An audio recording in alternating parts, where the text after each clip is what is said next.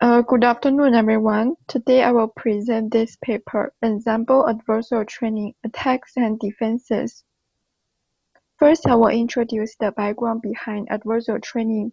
Then I will discuss the problems addressed in this paper and the contributions. Finally, I will make my conclusions. Classification network is usually vulnerable to attack. Some small noises added onto the picture can already fool the model. For example, initially, this picture is predicted as panda, but after we add a small noise, then the picture becomes like this.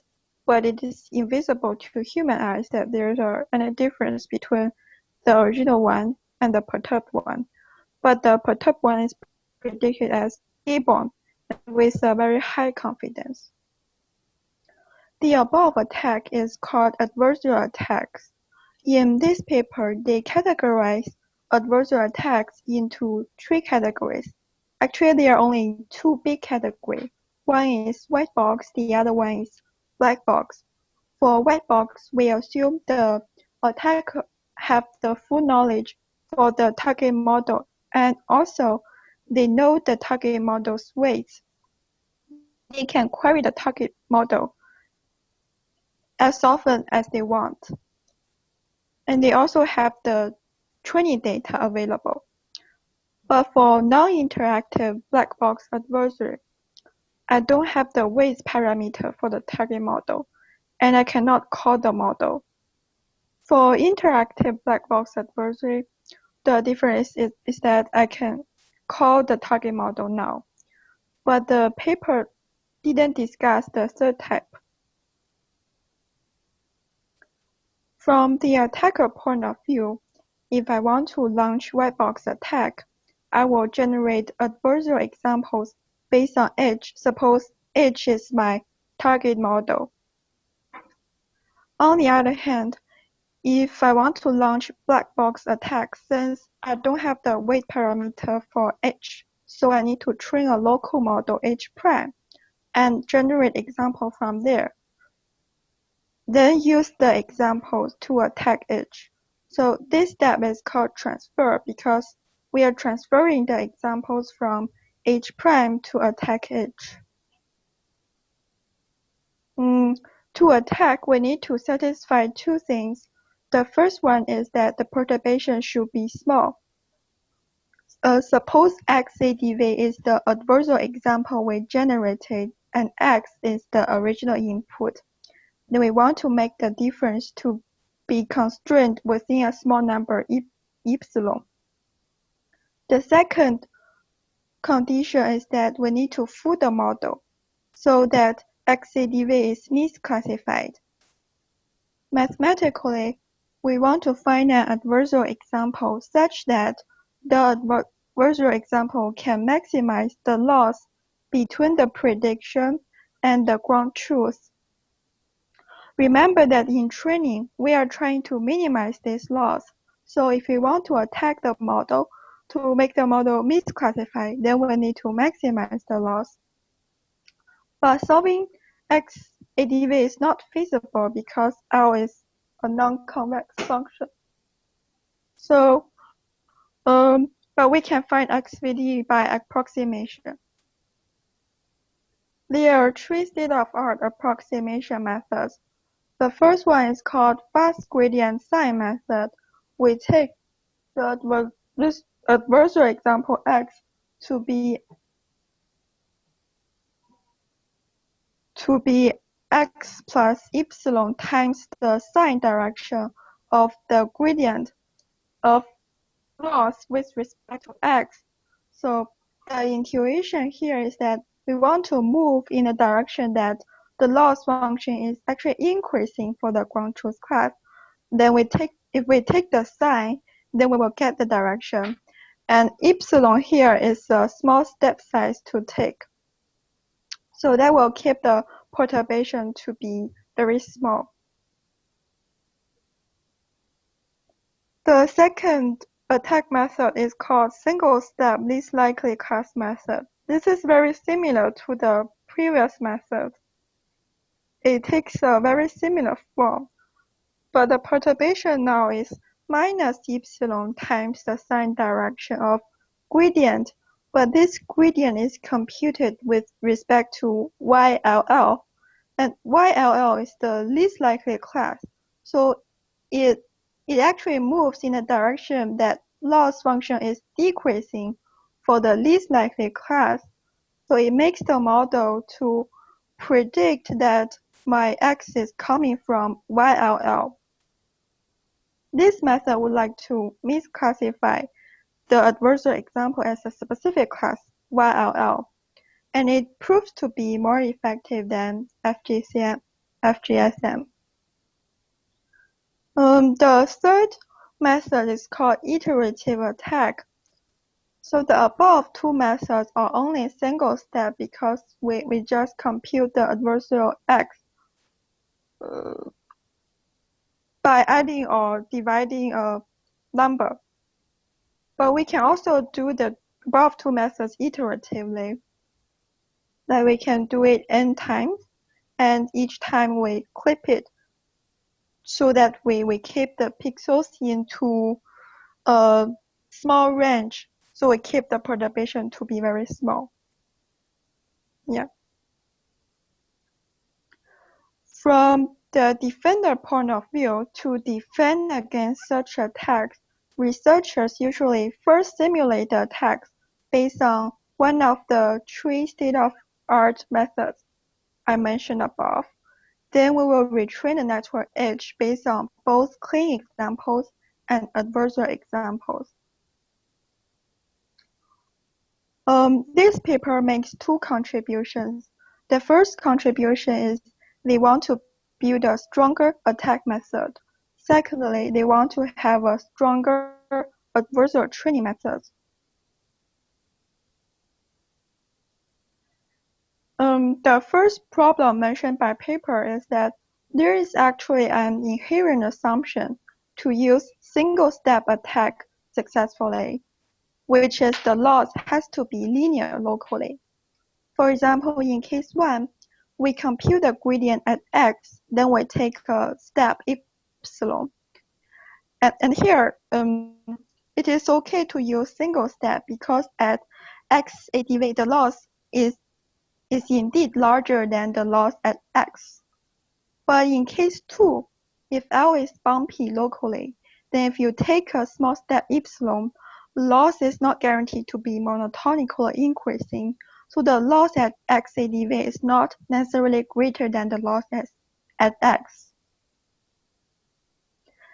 And the paper further have an observation that if we adversely train the model, then the loss tend to have very sharp curvature near the data point x. So the loss is no longer linear locally. So the robustness of adversely trained model against single-step attack is actually misleading. It's not that training is efficient to defend against such kind of attack. It's just that after training, loss becomes nonlinear locally. So the assumption to use single-step attack is invalid. That's why single-step attack is no longer successful. But this adversarial trained method is still vulnerable to iterative attack because if we compute the gradient iteratively, it will correct the previous step when loss is actually decreasing.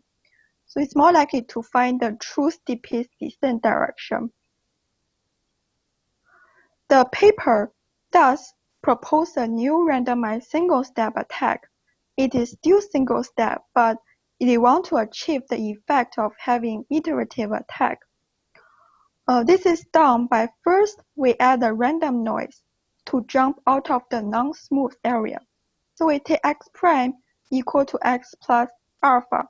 Alpha is also a small step, and this sign will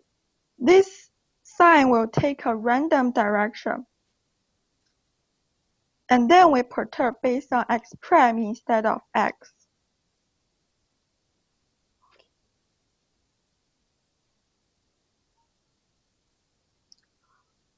The paper thus has a table shown here. We are majorly looking at two columns. The first column is this V3 ADV. It is the adversarially trained inception V3 model, and also this IRV2 ADV. It is the adversarially trained inception ResNet V2 model. The values here are the error rates on adversarial examples. Then we want to compare three kinds of attacks. The first one is single step least likely method, which is the second method I mentioned. The second attack is the attack proposed by the paper. And the last attack is iterative attack. And we can see the error rate for randomized step least likely attack is larger than single step for both V3 ADV and IRV2 ADV. But the randomized least likely method, but the error rate for the proposed attack is larger than the iterative attack on V3 ADV, but not on IRV2 ADV. So the proposed attack is actually stronger than single step, but cannot defeat the performance for iterative attack. And also it can be inferred that this method is even weaker than iterative attack when the number of iterations is large. Okay, let's talk about the second contribution. The paper shows that adversarially trained model is actually not robust against black box attack. Black box attack is when the attacker generates adversarial examples from source model H prime, and this H prime is trained by the attacker, then attack the target model H. So they're still looking at the error rate. We basically looking at the third column, which is for the adversarial trained inception V3 model. The values here are still the error rates on adversarial examples. The diagonal values are white box attack. That's when the target model is the same as source model.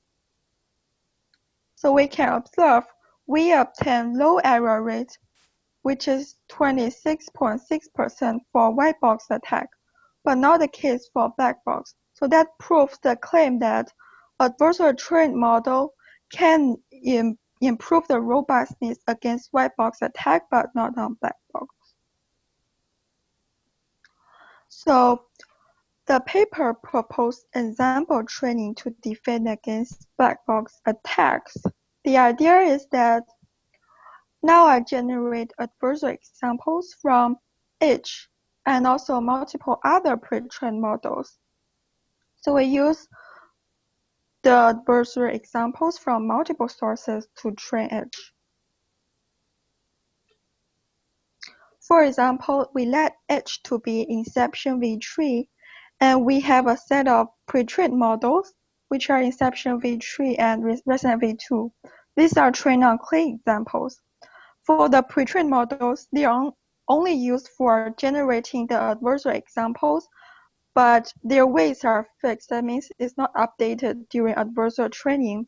Only H will be updated during training, and H will be the robust model we output at the end. So now we generate adversarial example from 3 different sources, combine them, and train H with gradient descent.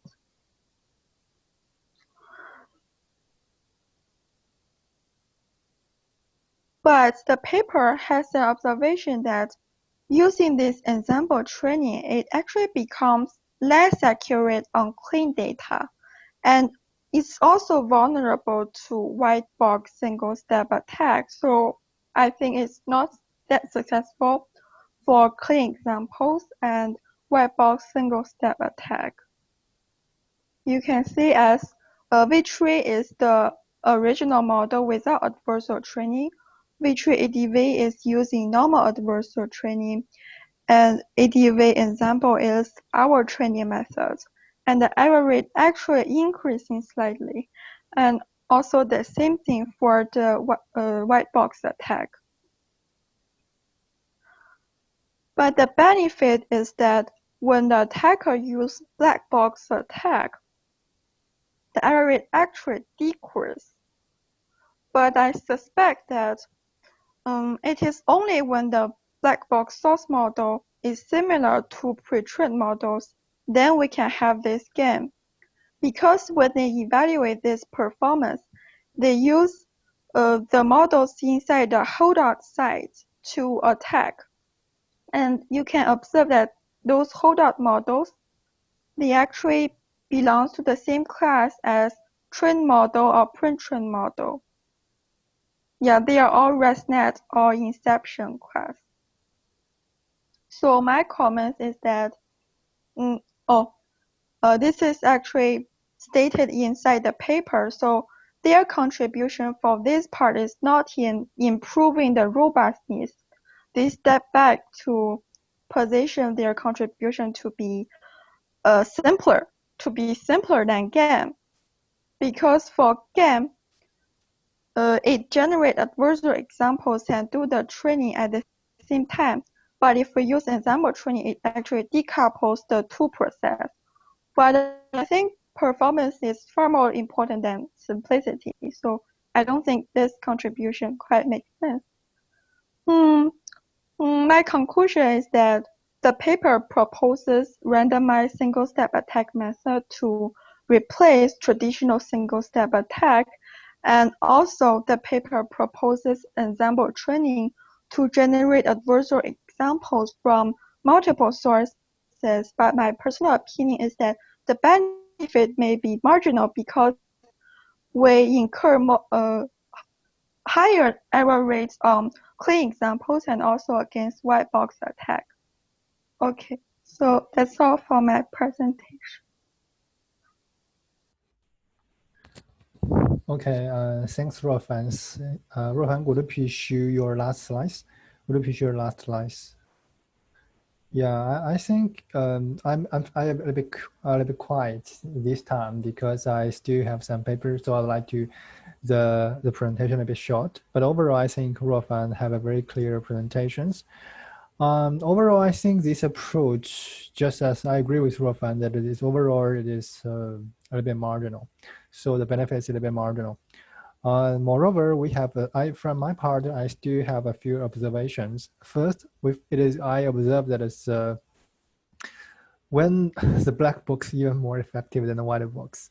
So it reveals a real assumption. Maybe the assumption not true, but somehow Ruofan may have checked because in here, you and Zhang Chen will work on these directions. Is that random perturbations may even work very fine to attack the model, right? So based on this part, I think the gradient-based approach like FGMS, it only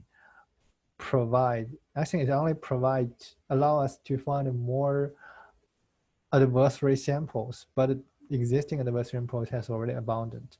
So this is one phenomenon we need to look into. Second is that I still feel that adversary trainings may not do the trick. So I still observe that adversary trainings, when we feed the observer trainings, on the clean data, accuracy will decrease. So that's not the effect we would like to see.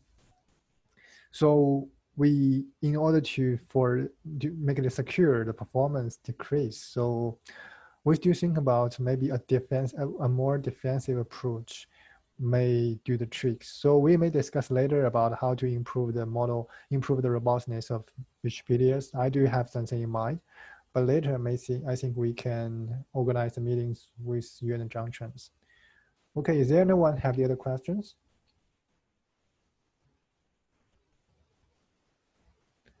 Okay, if not, thanks everyone for attending these meetings, and note that for FYP students, especially for FYP students, we will have a meeting next Monday, 10 a.m.